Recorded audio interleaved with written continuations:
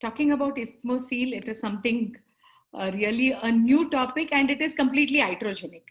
A lot of research has been done on this topic now because there are some complications which have to be tackled. So when we talk about isthmocele, is it really symptomatic, or is it really going to cause problems, or what is it exactly? Well, when I say a cesarean section scar in the myometrium, which forms an opening or a partial opening, a wedge-shaped anechoic area, and sometimes it could be symptomatic, and sometimes it could be misdiagnosed for something else, a bladder mass or adenomyosis.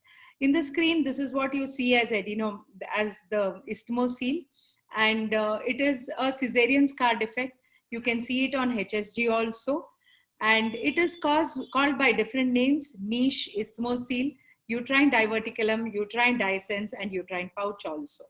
So this predisposing factors for this, there are several hypotheses. They say it is inadequate suturing, or it could be in a late stage of labor when a cesarean is done.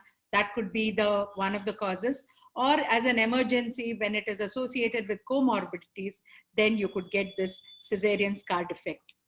It could be incomplete, it could be complete. When it is complete, it is going to rupture in the subsequent pregnancy, or it is going to cause problems there. But when it is incomplete, it causes all these problems. So when you call it a isthmocele, there are different classification for that. That is triangle, semicircle, rectangular, circle, droplet, whatever classification is there, irrespective of the location, whether it is located in the anterior part, uterine body, isthmus, or it forms a linear pouch, whatever it, or it could be a fistula also, it can become symptomatic. So approximately 30% women develop this, and this is mainly after cesarean section, 6 to 12 months, and they may become symptomatic. And when you put an hysteroscope, you see a pouch like this after the cervix, and it could be before the internal os or at the level of the internal os. Now, what does it cause? It causes irregular bleeding, pain, and secondary infertility. The irregular bleeding because clots may get accumulated in the fibrotic tissue. Pain because there is, during menstruation, the cervix can contract and it could be a dysmenorrhea, dyspareunia type. And then infertility because obstructive sperm transport can take place, and it may interfere into your IVF in embryo transfers. So what is the problem you can see? You can see a cesarean scar ectopic. This is a transvaginal management of, hysteroscopic management of cesarean scar ectopic through the hysteroscopic route. You go through the vagina and you see that there is a scar there, and you can see that niche there. And then what you see is the ectopic sitting over there. And first you have to see the uterine cavity, look for any other problems inside. And then once you identify the exact sac, of course, you have to tackle the bleeding if there's bleeding. And then you take your resectoscope and you gradually remove it in bits. And once you remove it in bits, you can see the complete defect there. You can't do the correction at that time when it is an ectopic. You have to do it at a later date because it can bleed torrentially because of the hyperemic area in that niche. Then, of course, the measurements. Of course, there are different measurements. I'm not going to go into the detail of that, but this measurement will give you an idea that how it is going to trouble you, whether the endometrium is intact, the myometrium is intact, or it is almost complete up to the serosa. To make a histopathological diagnosis in hysterectomy specimens, sometimes you see the different kinds of niche, which can cause the lymphatic infiltration could be there. It could be an iatrogenic adenomyosis, or there could be just an endometrial fold inside the hysterectomy specimen. And the diagnosis when we make is by TVS is more appropriate. Of course, ultrasound, then saline infusion, nobody does these days. HSG, you may identify it, and MRI. So this is a transvaginal scan picture which shows you the defect. And in case of retroverted uterus, you may see it even more. You can do a 3D ultrasound where you can see the defect even more clearly. Saline, when you infuse, the water will get into this pouch, and then you can see a cut there. And HSG, of course, the dye will seep here and you can see the linear defect or a bulbous defect there. And of course, MRI, though expensive, you can diagnose it, especially when you want to know the scar integrity, you can do that. So treatment can be done depending upon the symptoms, whether it is a postmenopausal bleeding can be there in some patients, or it could be a cesarean scar, ectopic, or it could be just bleeding. So symptomatic isthmosele, that is when they desire future fertility, or completed family and there is extensive adhesions and there is high pain or even dysmenorrhea in the uterus. So conventional approach, vaginal, endoscopic, you have laparoscopy and hysteroscopy, and of course laparotomy.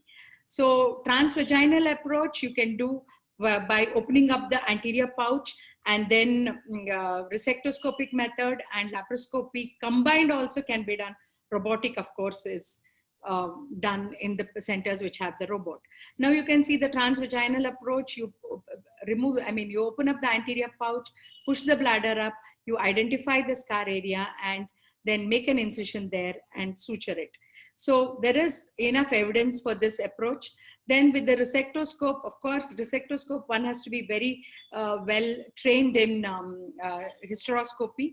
So when you're doing the resectoscope approach, of course, you identify the niche, and then I'm just running the video here, and then you look at the defect and then make a lateral incision. And once you make a lateral incision on both the sides, then you identify the anterior area which bulges into the cavity, and that can be resected with the resectoscope. The moment you resect this with the resectoscope, a uniform cavity or a uniform area is made, the pouch completely disappears. Then of course the laparoscopic approach, whenever there is a cesarean scar defect, you can land up with a lot of problems, especially the bladder is densely adherent here. See here, you can see a large niche here, wherein we decided to go through the laparoscope. And then when we went through the laparoscope, look at the adhesions, it was completely adherent, and we had to push the bladder down. In that bargain, the bladder got opened. So that is one more problem. So we sutured the bladder, because whenever the bladder is densely adherent, there are chances of opening up the bladder. We sutured the bladder, and then we went ahead with the scar repair. So dissected the bladder further, and a scar repair was done. So you can see the scar is getting repaired with the barbed sutures. So this is something you approach. And whenever you have a hysterolaparoscopic approach, you can see the scar here. You can do a trans elimination on both the sides, and then you can see the defect. So robotic approach, of course, it can be done whenever the center has a robot and people who are well versed with the robot. So infertility, as I said before, there can be obstruction of sperms in the transport in this niche, which can get collected here. And during the embryo transfer, it can interfere. So whenever you're doing an embryo transfer in a previous LACS patient, please see that there is no niche, or look for this defect, even if the patient is symptomatic or not, and then go ahead with the embryo transfer. Complications is, you can have an abscess, bladder injury, as I showed you, and sometimes the difficulty in the approach. So how to prevent this, that is very important. The most important thing is we should reduce the cesarean section rate. And even if you do a section, double layer non-locking suturing of cesarean wound has to be done. This has been proved the best. No single layers, no locking double layers. So that can lead to niche formation. So you have to have a non-locking double layer suturing, and avoiding a late cesarean. That also can cause this niche.